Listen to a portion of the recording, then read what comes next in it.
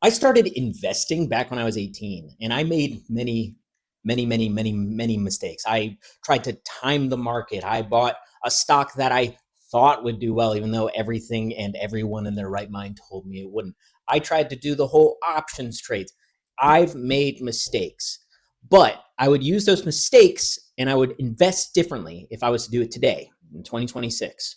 And I'm going to tell you exactly how. Honestly, the strategy that I'm going to tell you is very simple. It's very easy. Anyone can do it today. Now, first things first, let's talk about the mistakes I've made because I feel like learning from your mistakes can not only help you, or me in this case, but also you, the viewer. Mistake number one was just waiting. I said that I started investing when I was 18, but in all honesty, that just meant that I was putting cash to the side. I wasn't really doing anything with it. It was just sitting in my savings account. So when I look back, I just look at those years that I was just holding on to money as a way that I was not actually growing my wealth. I just sat and, spent money on McDonald's and going out to the movies. Mistake number two is actually investing in a company that I thought was good based off of my own user experience. I believed in the consumer products they were putting out. But in the grand scheme of things, the analysts and family members were telling me, you might want to stay away from this one because on paper, they just didn't fit the bill. In 3 weeks, I watched all of my money drop by 60%. And I learned a very important lesson is to listen to those around. And the last mistake that I'll talk about in this one is options trading. There is a place for people to do that. They understand the market and signals and candles and stuff. But I was a kid. I thought it was really cool to be like, yeah, I bet this stock is going to go up because ultimately that's what you're doing. You're betting. You're not actually investing. You are betting that you think a company will go up and down. And man, markets move fast and they take money faster. Now, those are just three of the mistakes that I made, but like I said, I've made many, and some of them are smaller, some of them are bigger, but ultimately, I learned a valuable lesson from every single one of them. And the thing is, these lessons aren't just unique to me. They actually are seen everywhere. A lot of people experience these. It's very common, but that's okay. I'm giving you this information so you can learn from it and do better than the rest of us. I'm included in that. Hey, this is post production Peter. I just want to jump in here really quick. I know it's a little bit annoying, but I want to say that I'm saving $50,000 as a goal for my future wife, and I'm saving 5 cents for every single follower I have. So if you want to go ahead and help me out and save and motivate me to save even more, just hit the subscribe button, a like, comment, everything helps. I appreciate you guys. Back to the video. Now time for the fun stuff, the actual wealth building section. I'm going to start down at the bottom, the things that you should be doing initially, no matter what, to build your wealth quickly. And that is to pay off any high interest debts that you might have. If I am starting over today, I'm not doing a single thing before I pay off all of my high interest debt. High interest debt being credit cards, personal loans, cars, a lot of things that have 8 to 9 or higher interest rates. Now, the reason that this is important is because those high interest rate loans are not going to be able to beat out the market. So, for example, a credit card could have a 22% high interest rate.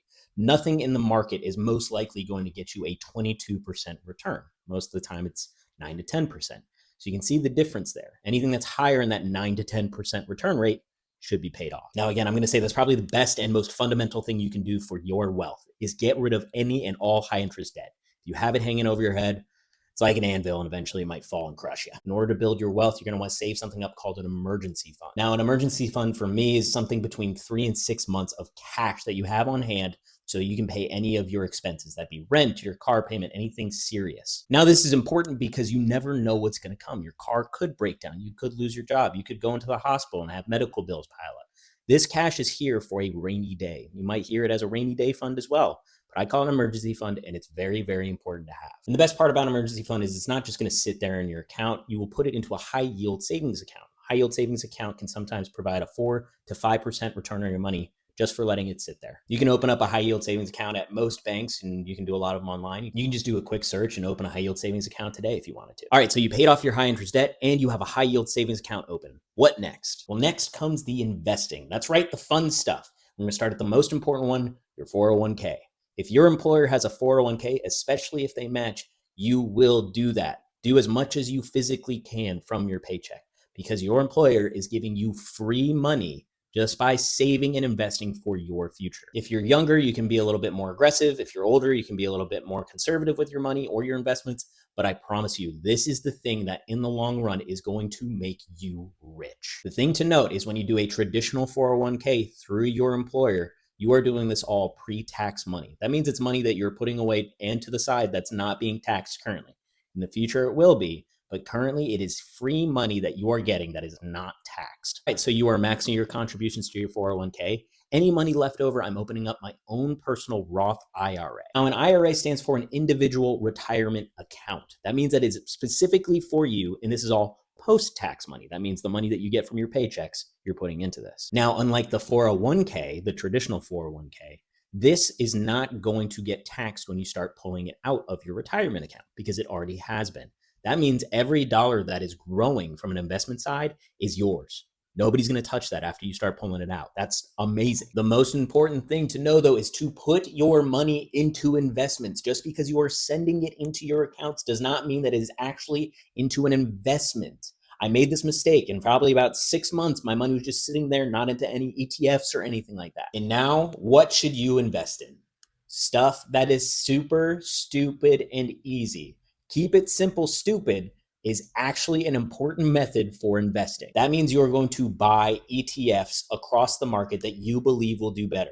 Things like the S&P 500, the NASDAQ, the Dow Jones Industrial Average. These are all things that you can buy that have shown long-term growth and great returns, and they still will in the future. What these are giant portfolios that hold the best companies in the world's stocks and essentially splits up percentages of them throughout their entire portfolio. If you own one share of the S&P 500, that means you own a tiny slice of all the best 500 companies that are performing right now. And if you were to just leave it there, over 20 years, most of these funds have beaten out actual money makers like your financial advisors or your asset managers. You do not need to buy individual stocks. This is doing that for you.